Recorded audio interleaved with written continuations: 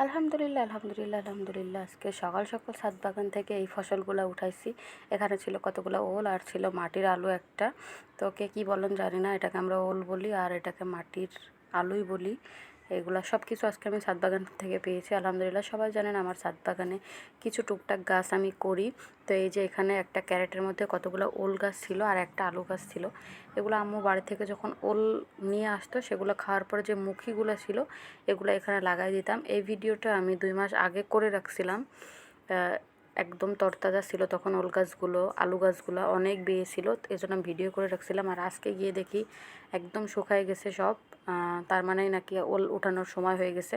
এই যে ওল গাছগুলো একদম পচে গেছে, কোনো চিহ্নই নাই, শুধু একটা ওল গাছ দাঁড়ায় আছে আর আলু গাছগুলো আছে। এর জন্য প্রথমে আমি জায়গাটা পরিষ্কার করে নিলাম আর ভাবলাম যে আমি আজকেও সবগুলো উঠাই ফেলবো। আম্মু অনেক আগে একবার বলেছিল যে আলু উঠাতে হয় একবার মাঝখানে, তারপরে আবার উঠাতে হয়, কিন্তু আমি উঠাইনি। তো যাই হোক, এই যে ওল গাছগুলো প্রথমে আমি উঠাই ফেলছি, পরিষ্কার করে ফেলতেছি। এখান থেকে যতটুকু পাই, যা পাই, এটা আলহামদুলিল্লাহ খুবই শখের কাজ, শখের জিনিস। এখানে বসে আমরা ওল তুলতেছিলাম আর পিসু বসেছিল।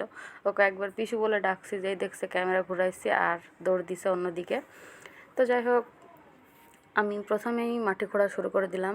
খুবই ভালো লাগে নিজের হাতে কোনো কিছু বানানোর পরে সেটার ফসল পেলে। মানে এই যে গাছগুলো আমি নিজে পরিচর্যা করছি, কোনো সার দিই নাই, কিছু না, কিন্তু নিয়মিত পানি দিয়েছি, পরিষ্কার করছি, নিজে হাতে লাগিয়েছি, তার ফসল তুলতেছি। এটা ভীষণ একটা ভালো লাগার ব্যাপার। যারা যারা করেন তারা অবশ্যই জানেন। যারা পাখি পালেন, মাছ পালেন বা গাছ লাগাতে পছন্দ করেন তারা এগুলার অবশ্যই অনুভূতিটা বুঝতে পারবেন কতটা ভালো লাগার। তো আলহামদুলিল্লাহ, প্রথমে আমি করতে করতে একটা ওল পেয়ে গেছি, তারপরে করতে করতে আরও একটা ওল পেয়েছি। এটা ছিল সবথেকে বড়। তবে হ্যাঁ, গতবারের তুলনায় ওলগুলো এবার অনেক ছোট হয়েছে, কেন জানি না। গতবারের ওলগুলো বেশ বড় বড় হয়েছিল, একটা প্রায় 1 কেজির মতো হয়েছিল আর এগুলো সবই প্রায় 500 গ্রামের মতো, তার বেশি ওজন হয়নি। তারপরে আরও একটা পেয়ে গেছিলাম। ওল গাছ কিন্তু অনেকগুলো ছিল, কিন্তু ওল এত কম এসছে কেন আমি জানি না।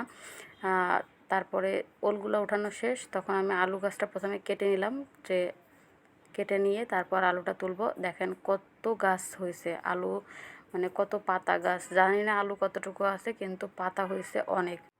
যেভাবে ওলগুলো আমি উঠিয়েছি সেভাবেই মাটি সরিয়ে সরিয়ে আস্তে আস্তে আমি আলুটা উঠাবো।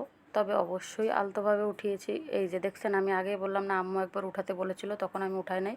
একটা আলু মরে পচে গেছে, মানে নষ্ট হয়ে গেছে।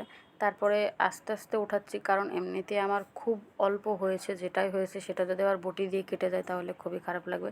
তারপরে যে খুব কষ্ট করে টানাটানি করে অর্ধেক এসেছে আর অর্ধেক আর আসেনি, মানে ওর মনে আসতে ইচ্ছা করতেছে না যে আরও থাকবে মাটির মধ্যে। তো যাই হোক, আমি জোর করে উঠাই ফেললাম।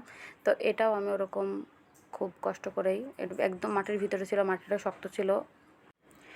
গাছ লাগায় ছাদে কিন্তু শখের বসে, এটা দিয়ে সংসার চলবে বা একবেলা রান্না হয়ে যাবে, এটা কখনোই আমরা চিন্তা করি না।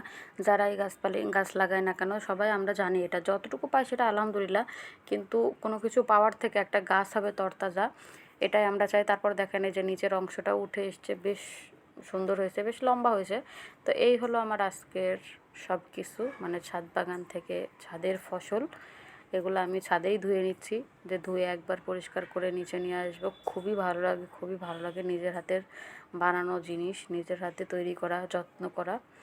আলহামদুলিল্লাহ, খুবই খুশি হয়েছি। কারা এরকম ছাদ বাগানে গাছপালা লাগাতে পছন্দ করেন এবং এই ধরনের জিনিসপত্রগুলো লাগান, অবশ্যই কমেন্ট করে জানাবেন। আর আমার ভিডিওটা আপনাদের কাছে কেমন লেগেছে সেটাও জানাবেন প্লিজ।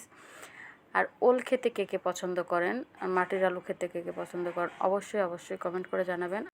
আমার আম্মু তো মুরগির মাংস হোক বা খাসির মাংস হোক, যেটা দিয়েই হোক, এই ওলটা খুব মজা করে রান্না করে, আমার খুবই ভালো লাগে।